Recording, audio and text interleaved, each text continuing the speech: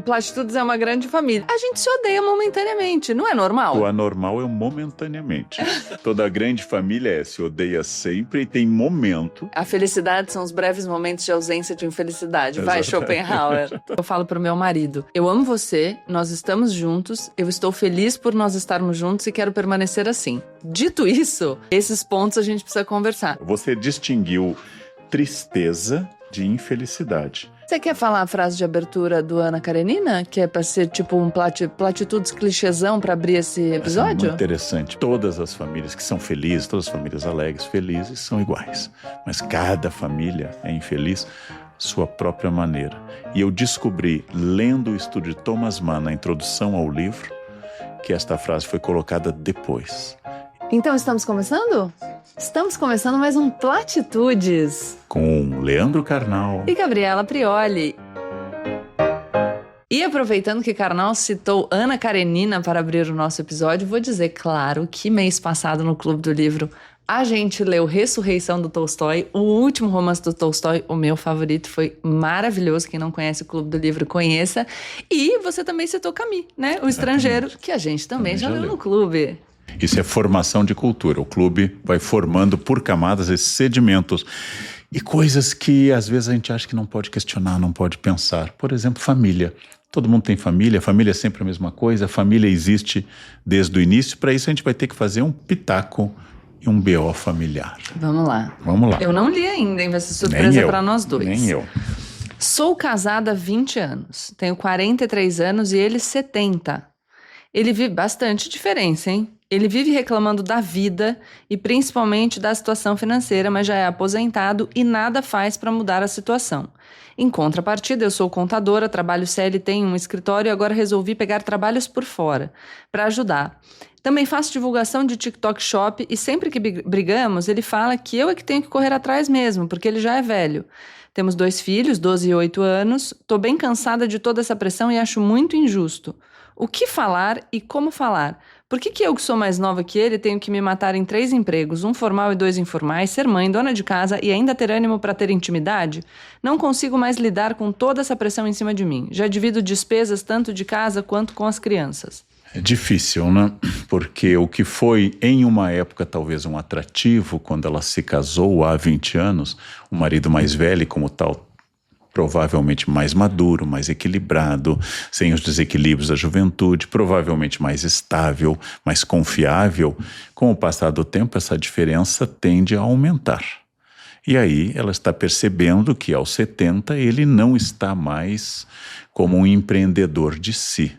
E eu acho que vai ter que conversar sobre isso. Ou seja, tem que trazer para a relação que a diferença de idade tem privilégios e tem também coisas ruins, e vão ter que conversar, inclusive para saber se nessa etapa que ela está sobrecarregada, com vários empregos, se ela quer continuar com um companheiro que puxa, que não está nem do lado, nem empurrando e nem à frente, está puxando. É uma decisão muito difícil que teria que saber de outras coisas. O casamento fora a questão profissional vai bem, ele é um bom pai, a relação com os filhos é muito positiva, vocês conseguem conversar sobre tudo, menos sobre o emprego, vocês podem se submeter à terapia de casal, podem se submeter a um conselheiro sobre como empreender na terceira idade. Acho que são coisas muito difíceis. É difícil eu dar um pitaco assim sobre um caso que eu tenho só informações numéricas externas e só de um lado. Sim, porque tem a verdade e tem a versão dos dois envolvidos, né? Mas sabe, Karnal, eu fiquei pensando que primeiro vale a pena ela fazer um juízo interno, porque ela pergunta o que falar e como falar. O que falar vai depender da posição dela sobre o problema. Então, se as coisas continuarem como estão, o que ela deseja é uma ruptura? Sim ou não?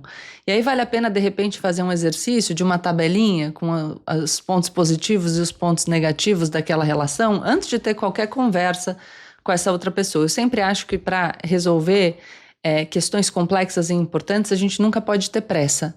Primeiro porque é preciso tempo de amadurecimento para compreender até que ponto a gente está disposto a ir.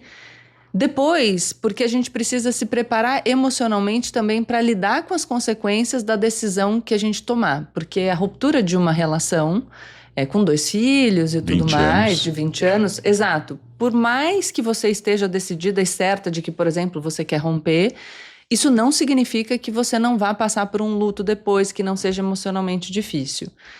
Dito isso, eu acho que todo arranjo é possível, sabe, Karnal? Eu não sei como foi a organização da vida deles antes, então se ele trabalhou mais durante um período, ela menos, enfim. O que eu vejo aqui como o principal complicador é o fato de que ela está trabalhando muito para incrementar a renda do casal e ele reclama da situação financeira. Eu acho que isso é um problema. Se você está incomodado com uma situação, você precisa se organizar para mudar. Não dá para você estar incomodado e querer que o outro resolva se o outro já está fazendo o máximo. Então, eu diria que esse é um ponto que, para mim, pegaria muito. E aí, sobre o que falar e como falar, é você que vai ter que ver, amiga. E o que eu tenho para te dizer sobre conversas difíceis é que as pessoas se iludem muito achando que quem consegue enfrentar uma conversa difícil é alguém que não se incomoda com aquela situação. Então as pessoas ficam esperando o momento em que, diante de uma conversa difícil, complicada, elas vão estar completamente tranquilas para enfrentar aquele movimento. E isso nunca vai acontecer. Então, você precisa atravessar esse tipo de diálogo, ainda que ele lhe cause desconforto. Eu sou uma pessoa que atravesso muitas conversas difíceis. Isso não significa de maneira nenhuma que antes delas eu não fique pensando no que eu vou dizer, em como a pessoa vai entender, em qual pode ser a consequência daquilo, se a pessoa vai se chatear ou não, se eu vou desagradar até um nível que eu considere suportável ou não. O estresse que antecede uma conversa tensa, ele sempre existirá. Então, se você for esperar o momento em que você se sente plenamente segura e de nenhuma maneira incomodada com a aproximação daquele momento, você nunca vai conseguir. Eu, citando minha avó, acho que é melhor 1 hora de cara vermelha do que o resto da vida de sorriso amarelo. E citando de novo minha avó, nenhum problema se resolve por si. E quando ele vai passando mais tempo, ele tende a piorar. E aí tem o efeito envenenador de uma relação incômoda que você descreve, que se não for trazida para a arena, não trouxer o bode na sala, ele vai assassinar essa relação da pior forma possível, que é o envenenamento lento e sistemático. Aí é melhor uma conversa dura, uma só vez, do que deixar aquele veneno agindo por muito tempo. Sim. Então, e nós não temos esse tempo livre, né? Nós não temos esse tempo todo pela frente. E a pessoa com quem você se casou não é mais a pessoa 20 anos depois. Nem você. E nem mesmo. você, nem a pessoa, nem a relação. Então, é isso que tem que tomar uma decisão. É uma decisão difícil, eu acho. É sempre difícil. Mas eu tenho um princípio totalmente vago, mas que eu acho muito importante. Você sabe a resposta, você só pergunta para que os outros confirmem. Sartre diz isso sobre buscar conselho. Eu só busco conselho de quem eu tenho certeza que vai dizer aquilo que eu espero dizer, está no texto Existencialismo e Humanismo. Mas eu acho que a gente sabe a resposta. Eu não preciso perguntar para ninguém se eu devo separar. Se eu parar, fechar meus olhos e tentar uma visão objetiva sobre mim, a minha perspectiva, eu sei se eu devo separar, se é uma crise ou se é uma questão estrutural. Eu recomendaria, uma relação deve ser assassinada, a relação, não a pessoa, mas ela não deve morrer de velhice. Ela não deve ir decaindo até ficar irrelevante. Ela deve ser encerrada. Aliás, uma carreira, um emprego, eles devem ser assassinados, eles devem ser interrompidos quando você acha que não tem mais sentido. Senão, é a nossa, certamente muitas vezes, é a nossa covardia diante do mundo. É a nossa preferência pelo ruim conhecido do que pela possibilidade de algo melhor, mas ainda desconhecido. A gente morre de medo do desconhecido, né? Acho que por isso que a gente mantém relações familiares que não são boas, mesmo quando elas não são boas. Mas aí não é uma escolha, não adianta você romper com uma tia, não, estou falando de familiares, que vai estar presente no seu Natal. Ah, claro que adianta. Eu sou rompida com o tio. Sim, tudo bem. Mas aí você vai na casa da sua mãe e a tia está lá. Tá bom. Eu não falo com ele. Sem problema, mas você não pode, é diferente de um amigo e é diferente de um emprego ou até de um casamento que você pode, e lembrando que um casamento com filhos não importa, não importa porque você vai encontrar essa pessoa nem que seja no tribunal. Bicho pega, por isso que eu digo que mais importante escolher bem o marido é escolher bem o pai dos seus filhos ou a mãe dos seus filhos, enfim, porque aí minha amiga e meu amigo... É permanente, né? É para sempre. Tá ali. Mercado Livre! Meu Deus do céu! Nossa Senhora, graças a Deus, uma boa notícia que a gente tava falando dos empiastros da família. Manda aqui. Olha quem chegou!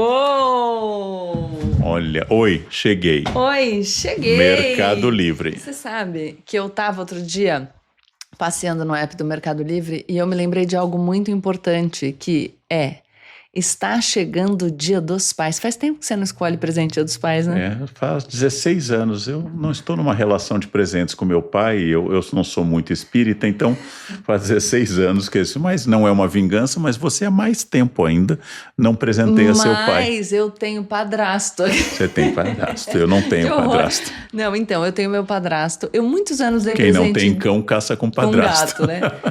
Eu muitos anos dei presente Dia dos Pais para minha mãe, acho que de maneira muito justificada, e agora eu tenho o Thiago. Mas sabe que se tem um traço que todos compartilham você chega e fala, você tá precisando de alguma coisa? Qualquer homem, especialmente homem hétero, vai responder, não preciso de nada, não preciso de qualquer coisa, que seria mais correto gramaticalmente. Muito não preciso difícil. De qualquer coisa? É que eu não preciso de nada, eu preciso de alguma coisa. É verdade. Porque é dupla negação, né? Boa. Mas filosoficamente, eu não preciso de qualquer coisa, ou não preciso de alguma coisa.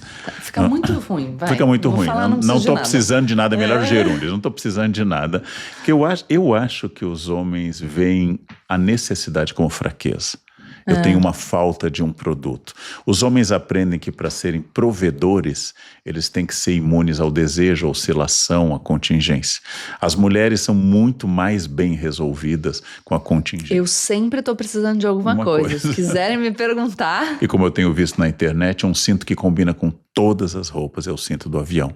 Ele combina com qualquer modelo. Né? Não importa o modelo, você clica, tá bem, tá bem. Mas você sabe que, embora as pessoas digam que não precisam de nada, eu acho que tem maneiras de você observar. A gola da camiseta, esse seria meu irmão, gente. Meu irmão tem uma hora que a camiseta, ela tá num estado que ele fala, não preciso de nada, mas você diz, precisa sim. Peraí que eu vou te dar um presente. Agora com a sobrinha aqui. Ele tá falando que a minha filha puxa as golas da camiseta dele, é verdade. E a minha mãe, ela também sempre minha mãe masculina, né? Energia masculina da minha mãe. Já que a gente falou de novo masculino e novo feminino, vamos trabalhar no estereótipo, que horror. Mas a minha mãe, ela nunca precisa de nada, mas quando a gente observa, a gente consegue dar presentes muito legais. Outro dia eu dei para ela um kit de jardinagem, porque ela estava montando a horta da casa nova, e aí quando você vai no app do Mercado Livre, tem tudo, né, para você fazer suas compritas, kit de jardinagem, carteira nova, churrasqueira, roupa, eletrônico, o que você quiser. Deixa os objetos falarem, né, especialmente com homens.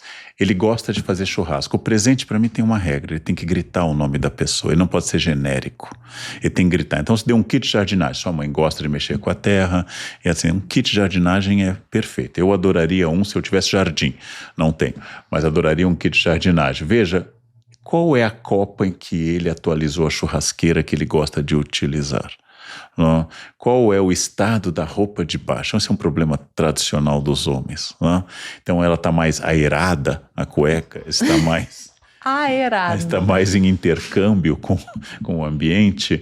Como ele gosta? Quais os objetos que ele gosta? Eu acho que tem que pensar em algo que tenha cara. E o bom do Mercado Livre é que você pensa e onde a sua imaginação atingir existe para entregar na sua casa. E no Mercado Livre com até 70% de desconto e até em 21 vezes com o Mercado Pago. QR Code está na tela, gente. É só acessar o app e se divertir. A Norma é uma e homenageia minha conhecida amiga da Gabriela. Você tem que vir fazer compritas no Mercado Livre. Aproveitando que o senhor Leandro Carnal falou em cuecas, eu vou trazer mais um pitaco aqui. Preste atenção. Boa tarde, Gabi. Pelo amor de Deus, não divulgue minha identidade de jeito nenhum. Não divulgarei. A história mais bizarra que vivi foi com a família do meu marido. Sempre reparei que eles não se arrumavam direito. Meu sogro não tomava banho todos os dias, mas depois que casei, comecei a perceber que meu marido estava tomando banho e vestia a mesma cueca. Conversei, gente, super desconfortável essa conversa, eu não sabia nem por onde começar. Ele me respondeu na maior naturalidade: não troquei porque não fiz nada. E eu fiz aquela cara de como assim? Depois comentei com meu concunhado e ele me disse que a mulher dele, irmã do meu marido, brigava com ele porque trocava de cueca toda vez que tomava banho. Eu achei aquilo muito absurdo, daí fui conversando com meu marido, explicando meus costumes, que era falta de higiene, e perguntei sobre a teoria do não fiz nada. Então ele me explicou que a mãe dele não deixava que eles ficassem trocando de roupa íntima se não tivessem feito o número 2. Primeiro, eu vou falar que eu li essa história e falei, meu Deus, porque a gente tem os nossos hábitos de higiene, troca roupa íntima todos os dias. Mas depois eu fiquei pensando que talvez essa mãe tenha razões de ordem econômica, enfim. E aí a história que começou, talvez cômica pra mim, ficou um pouco mais triste, sabe? Não sei. Eu acho impossível você fazer. Se houve um momento de tamanha carência material que você teve que virar a cueca freada, se houve um momento desse... que não trocava quando não tinha freio. Aí tem que frequentar um médico, ele não está indo ao banheiro todos os dias, né? Tem que frequentar um médico, porque necessariamente, mesmo no ato do número 1 ou do número 2, é uma questão, por exemplo, de uma peça, seja calcinha, seja cueca, que ela não respira muito com o mundo, ela está lá sob a roupa. É uma área úmida. A área, por exemplo, da virilha é uma área úmida. Se você não trocar, isto vale inclusive para lençóis, isso vale para cuecas, não é tão dramático quanto um casaco. Mais do que a roupa externa, a roupa de baixo deve ser trocada. Foi uma revolução em todo o vestuário quando nós passamos a utilizar camisetas, cuecas, calcinhas, sutiãs, e é relativamente recente isso. É um hábito de higiene fundamental. Aqui não tem escolha. A minha família não tem o hábito. Você precisa mudar a partir do que é necessário e não do que sua mãe fazia. Nós precisamos de autonomia, precisa se tornar uma pessoa que atinja a maioridade. Banho diário, trocar a roupa diariamente, e eu diria, num país quente. Mais de um banho por dia. Mais de um banho por dia em alguns momentos. Se tiver prevista atividade erótico-lúdica à noite, um banho mais minucioso, 1 hora antes do encontro. Não se toma banho minutos antes do encontro. Por quê? Cheiro de sabonete não é sexy. Você, uma hora... Gente, nós começamos com família e a gente vai continuar na família, porque estamos pensando em como produzir filhos. Vamos Toda lá. família nasceu de uma sedução erótica. Você não estaria aqui, eu não estaria aqui. Se o banho tivesse sido tomado minutos antes, ok? Então, 1 hora é uma regra boa. Respeitem-se as divergências de idiosincrasias. Tem gente que gosta do cheiro de suor, não tem problema. Se é de mútuo consenso, os porcos que se procriem. Agora, nós temos uma questão importante. Para mim não há nada. Você gosta de cheiro de suor? Detesto qualquer cheiro. Eu não tolero cheiro ruim, não tolero CC. Não, um piscineiro assim, bonitão, nada. Nem matando. Eu jogo na piscina, afogo e jogo cloro para ver se... Não tem. Eu tenho uma hipersensibilidade sinestésica a cheiros. Não. Então, não é bom sentir um cheiro forte de sabonete quando você está muito perto de alguém. Mas a pior coisa é essa fecundidade bacteriológica que o suor proporciona. Então, roupa de baixo, compre. E, aliás, vou dizer, o que eu compro, inclusive, compro no Mercado Livre. Você compra sua roupa de baixo, compre extras. Porque, às vezes, você vai precisar e você não tem uma cueca absolutamente nova. Minha mãe falava da calcinha do médico, a cueca do médico. Minha avó, que eu já citei, dizia, tem que estar com a roupa de baixo boa por causa de acidente. Se você morrer... Se você morrer, vai estar com a calcinha furada. O que vão dizer no necrotério? Vai ficar mal falado. Sabe que uma vez eu tava com o Thiago... E a gente tava num bar super chique de Nova York, eu tava toda arrumada, linda, assim, produzida. E aí ele falou assim, olha só, eu entrei aqui com você, todo mundo me olhando e pensando, nossa, esse cara com essa loira linda, mal sabem eles que por baixo tem uma calcinha bege puída. Eu falei, porra. Aí comprei um monte de calcinha de seda nova e mandei entregar no endereço errado. Inconscientemente é uma vontade de compartilhar roupa íntima com a vizinhança, mas você pode corrigir. Já mandei buscar, pode parar com isso. Que história. Você sabe que a gente tava falando aqui para não descambar pro sexo, né? Porque o canal, toda vez que entra no assunto sexo, ele vai. Toda vez que entra. Toda vez que entra, não sai. Taxa de fecundidade. Filhos por mulher ao longo do período reprodutivo. Em 1960, tínhamos 6,28 filhos por mulher. É sempre interessante pensar em 6,28, né? O caçula contamento tem uma tabela de descontos. Anos 2000 já caiu para 2,32, 2010 1,75, 2022 1,55. E aí, obviamente, a gente tem as questões de previdência, por exemplo, que acho que a gente já falou no Platitudes várias vezes, mas eu fico pensando que a gente fala, assim, da maior liberdade da mulher, e isso se relaciona com o episódio do Novo Feminino, mas tem também uma questão econômica, né? A nossa situação econômica no presente, na contemporaneidade, ela é uma situação mais precária. Então, não necessariamente é escolha, porque a partir do momento que você decide não ter filho, porque você não consegue bancar os filhos, não é verdadeiramente uma escolha livre, né? Eu gosto de um ditado judaico que diz que quando Deus envia um filho, ele vem com o pão debaixo do braço. Não vem, não. É porque você não é judia. Ele vem com o pão debaixo... Aí vem, você não é judia, você é goi. Como que faz para converter? É complicado, mas é possível. Mas veja, nós precisamos de 2 filhos por casal para ter a reposição demográfica.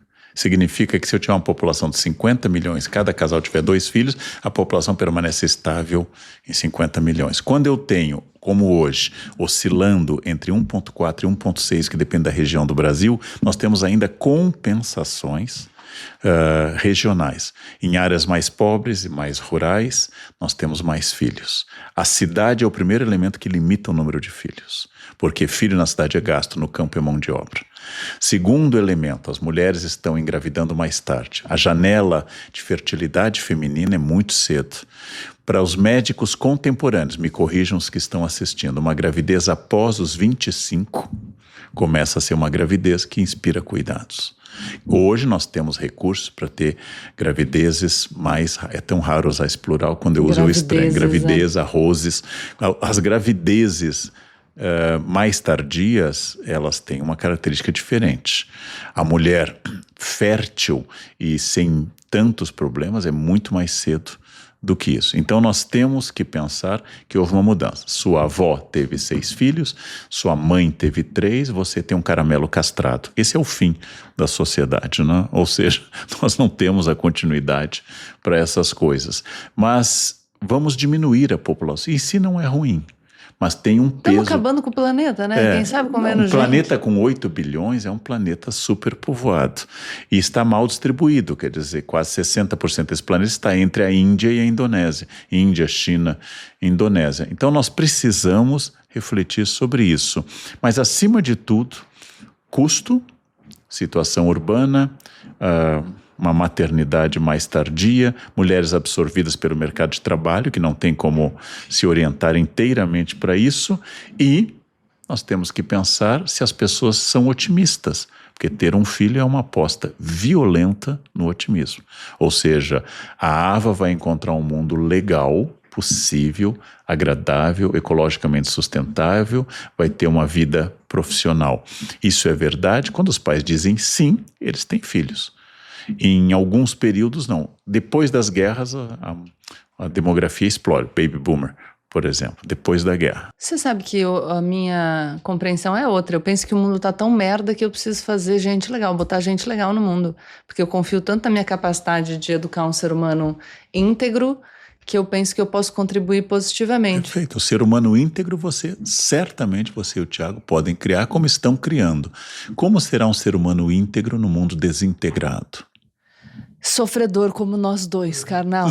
Mas que nem somos tão íntegros e o mundo nem está tão desintegrado. Como não? Imagina, a gente é lindo. Nossa, é ético. Agora falamos para estética. Estávamos falando de integridade, agora falando de estética. Dinheiro é uma coisa que... A gente falou de dinheiro, né? E essa questão econômica é uma coisa que une ou separa a família? Eu não sei por que eu estou fazendo essa pergunta, que todo mundo sabe a resposta, mas vamos lá. Não, eu não acho que seja uma resposta tão fácil. Não? Não. A sabedoria popular é que quando falta o dinheiro na casa, sai a razão e saem brigas. Que uma família que seja uma família com dificuldades econômicas estruturais é uma família que briga muito. As brigas mais épicas que eu conheço são de milionários, de famílias de milionários. Mas é dinheiro, não estou falando da falta de dinheiro, une ou separa, é muito dinheiro. Bem. O dinheiro é um grande elemento de briga porque duas pessoas são duas estruturas autônomas na concepção de dinheiro. Esse é um dos grandes desafios que nós raramente discutimos. Quando se faz casamento arranjado, como na Índia, sociedade islâmica tradicional ou na Índia, o que faz a casamenteira? Ela procura pessoas aproximadamente com compatibilidade. Então, você vem de uma família em que se poupa muito, se ganha e se poupa. Você vem de uma família em que viagem é um elemento, que viagem é cara, é um elemento muito importante. Ela aproxima pessoas próximas em religião, no caso da Índia, em casta, e mais ainda, com concepções de dinheiro parecidas. E porque a ideia é, você não casa apaixonado, você casa com uma pessoa viável. E não é exatamente uma pessoa apaixonada. E isso é muito importante para se discutir, porque os islâmicos acusam os cristãos de casarem apaixonados e desgastarem o amor na relação. E enquanto que eles casam sem amor, casamento arranjado, e constroem este amor na relação. São concepções distintas. Você sabe que eu falo sobre um aspecto da minha escolha de parceiro que as pessoas no Brasil é feio, né? Se preocupar com dinheiro. Todo mundo se preocupa, mas a gente não pode falar sobre isso. Que, aliás, vai me levar para uma outra reflexão que eu vou fazer em seguida, que é a importância da gente falar sobre dinheiro no núcleo familiar, principalmente o mais próximo.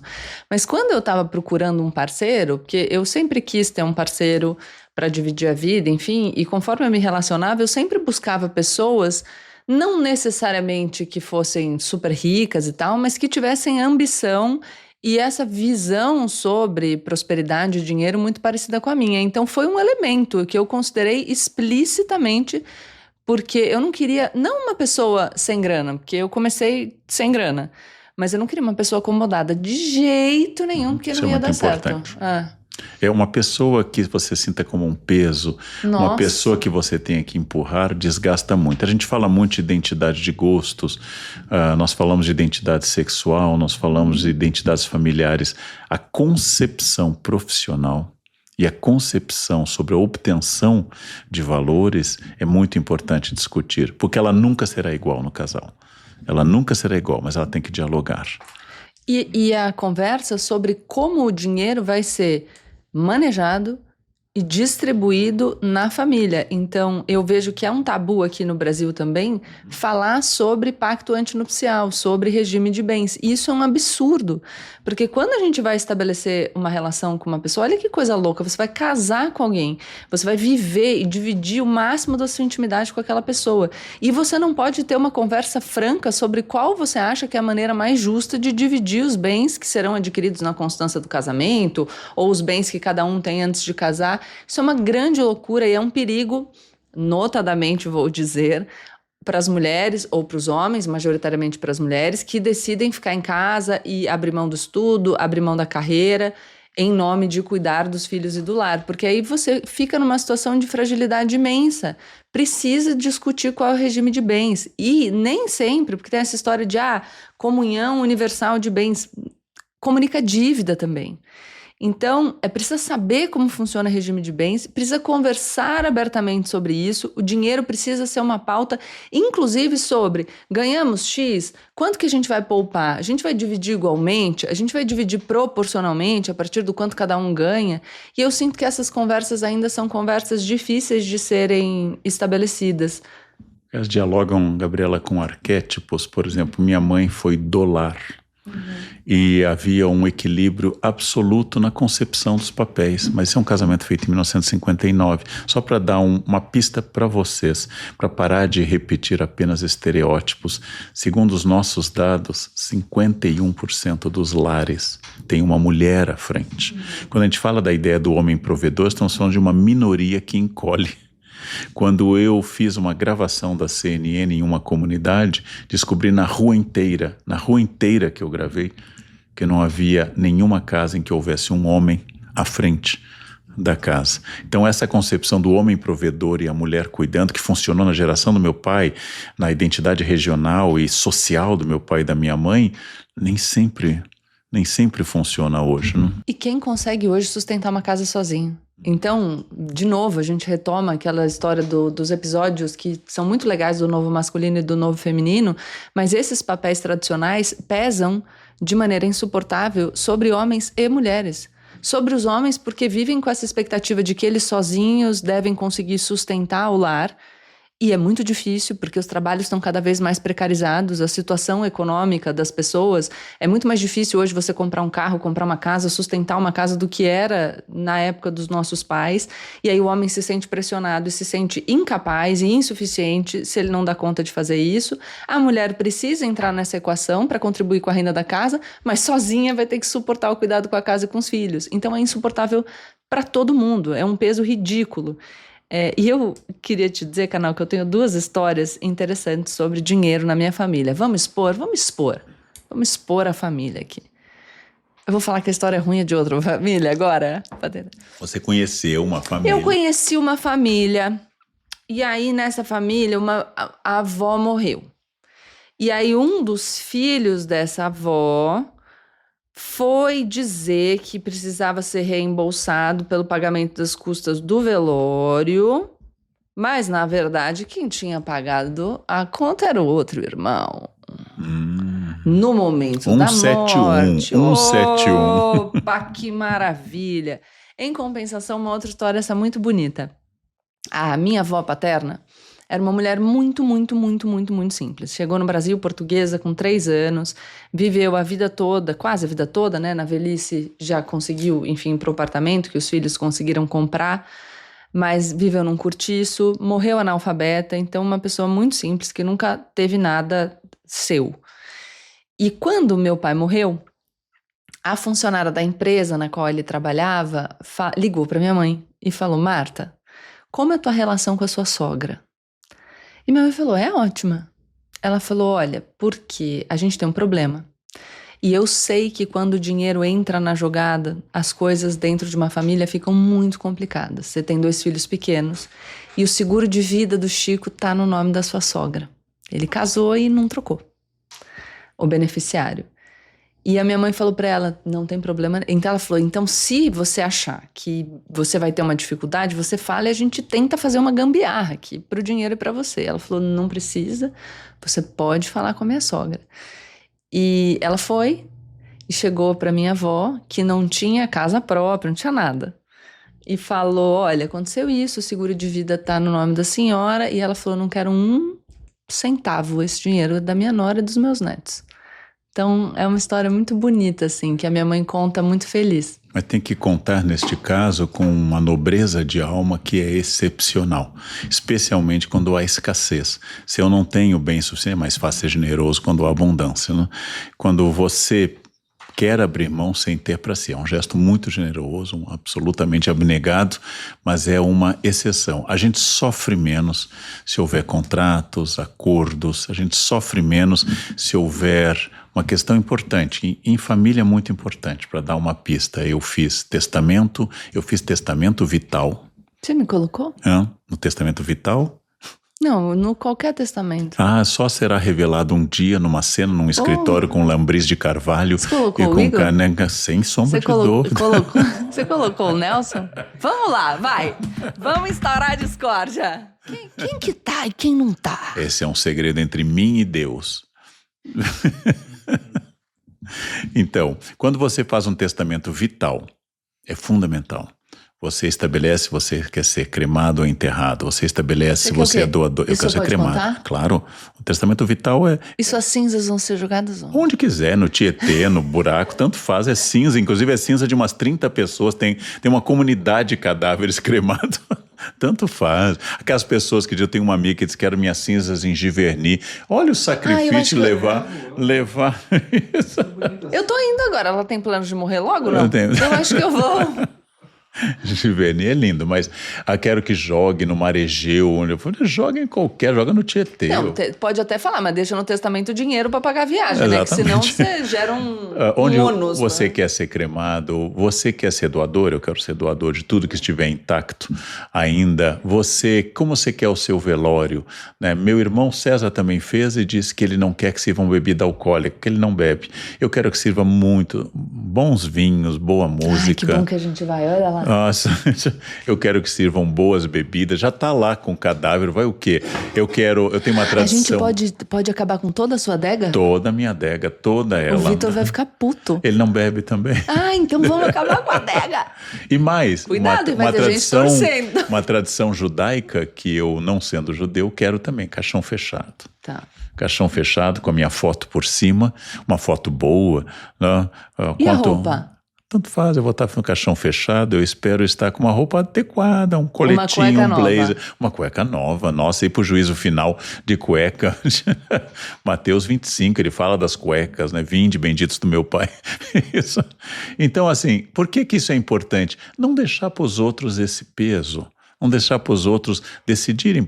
Também, sinceramente, tanto faz. Se jogarem meu corpo no mar, também não faz diferença nenhuma, porque eu já vou estar morto, não tem mais nada. Mas eu gosto da ideia de... O corpo no mar já tá... Não, mas eu achei legal a história do testamento. Então, o testamento vital é importante. Em família, é muito importante que você pergunte a seus avós e pais diretamente quais são os desejos.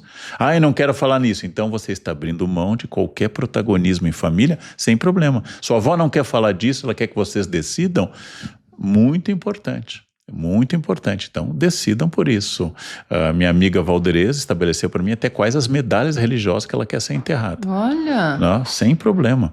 Você decide isso. Não quer decidir? Deixe para os outros também. Mas são as questões em família. A Gabriela falou do dinheiro. Nós temos dificuldade de falar coisas objetivas. Falam tanta abobrinha no almoço de domingo. Expressem. Quer ser doador? Quer ser cremado? Quer ser enterrado? Né? Essas são questões importantes. Por que cremar é importante? Porque, na minha concepção, ninguém mais vai no cemitério, gente. Ninguém mais vai visitar túmulo. E custa caríssimo. E custa caríssimo. A gente vai ser cancelado pelo povo do cemitério, que vende o cemitério. Não, você tem que vender um bonito caixão, mas planos de cremação. Mas crema dando o caixão? Não, você pode escolher...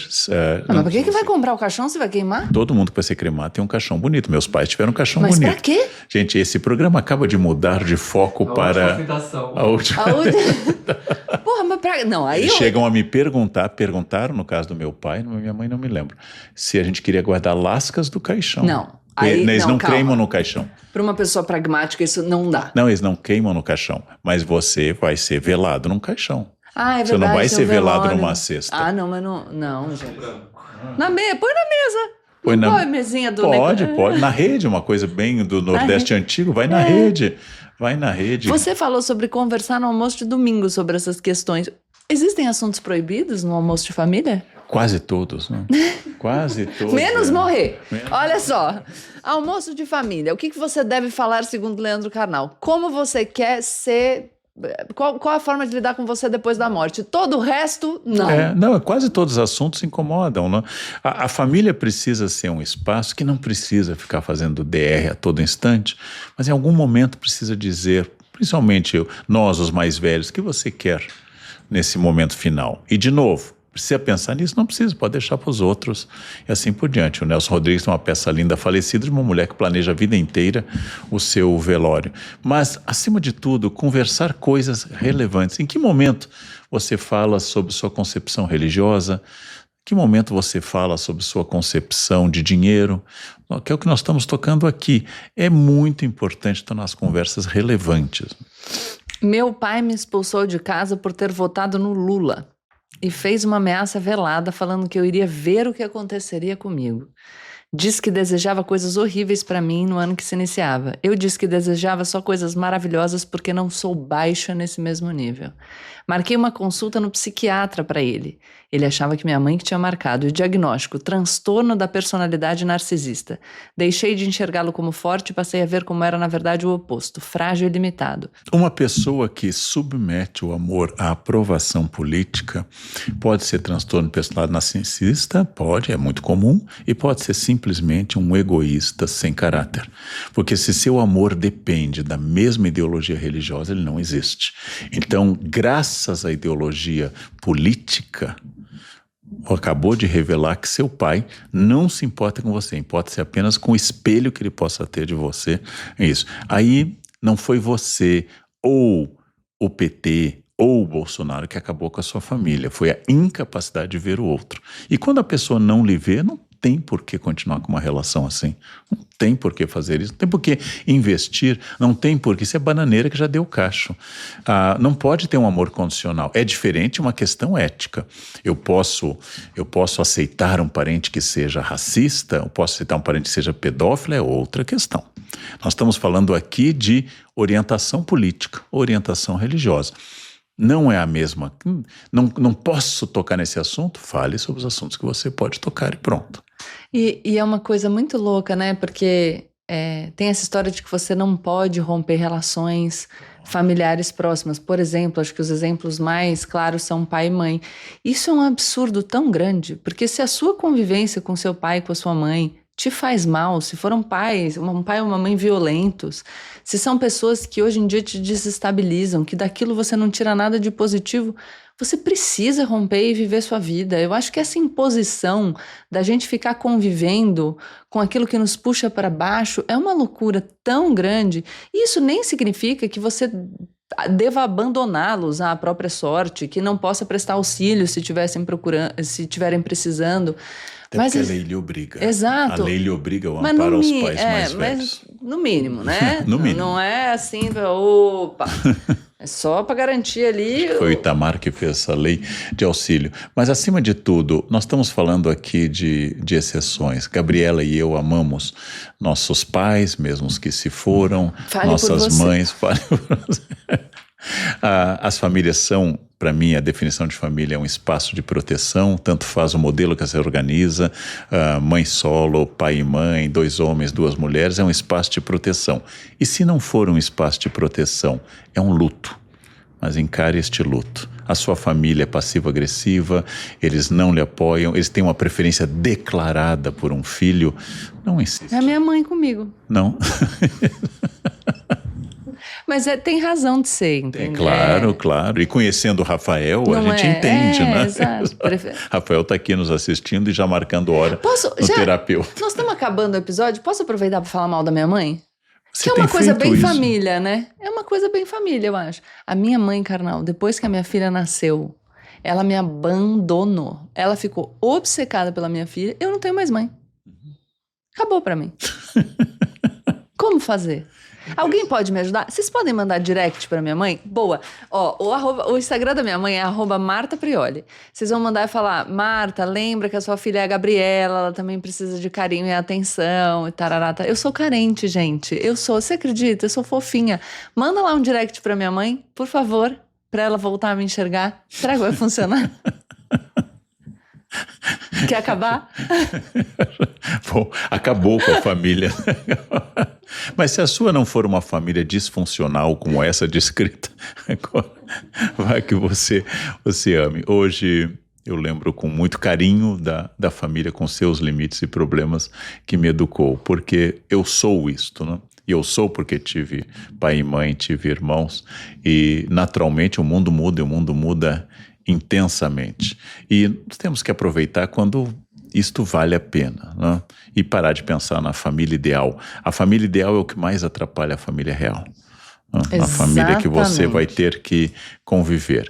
E com isso eu espero que você tenha ficado tranquilo com a sua família, vá presentear seu pai, estar se aproximando do Dia dos Pais. Essa é uma data mais recente que o Dia das Mães de 1908, Dia dos Pais de 1910. No Brasil é da mesma década, foi um outro publicitário ligado ao Globo, que é o Bering, enquanto que o Dia das Mães é o Dória, que fez o Dia das Mães. Então, o Dia dos Namorados fez o Dória, não o Dia das Mães, desculpe. E o Bering fez o Dia dos Pais, porque agosto não tinha nenhuma data para presentear. Aí precisa movimentar comércio. Então, aproveite para usar o presente como forma de dizer que você se importa com a pessoa. Eu acho que isto é importante. Mais o tempo que você gastou escolhendo do que exatamente o valor daquilo que você vai fazer. Este foi um episódio Platitudes com Leandro Carnal e Gabriela Prioli Carente. Mãe, te amo, tá? Tchau. Carnal, o que você acha dos ETs? Eles estão vindo mesmo? O ET é um personagem da televisão. E Rodolfo?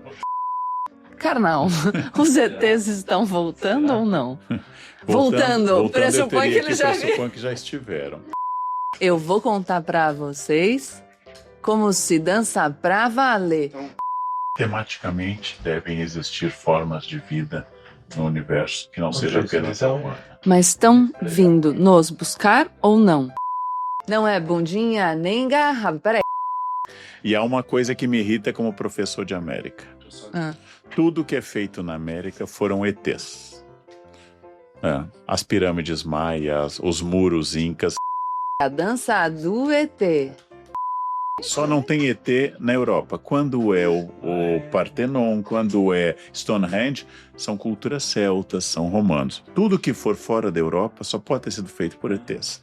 Isso me irrita muito. Pegue seu amiguinho e chame ele de trocinho.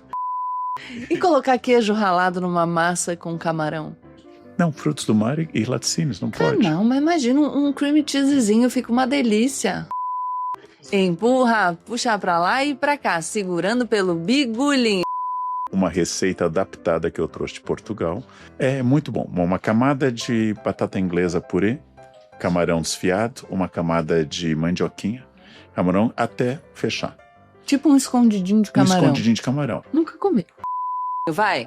Mão na cabeça, nariz pra frente, olho vesgo e boca ascendente. A gente já tem outro tema, que é qual, Rafael? Feijão na parmegiana. Feijão na parmegiana. Sim ou não? Não. Feijão na parmegiana? Tem que gravar separado. Isso é barbárie absoluta. Faz comigo. Mão na cabeça. Eu aprendi esse conceito com o livro Antifrágil, Hormese com H. Gente, ele leu, ele não para de falar desse livro. Vou ter que ler. Sabe porque eu comecei e não concluí.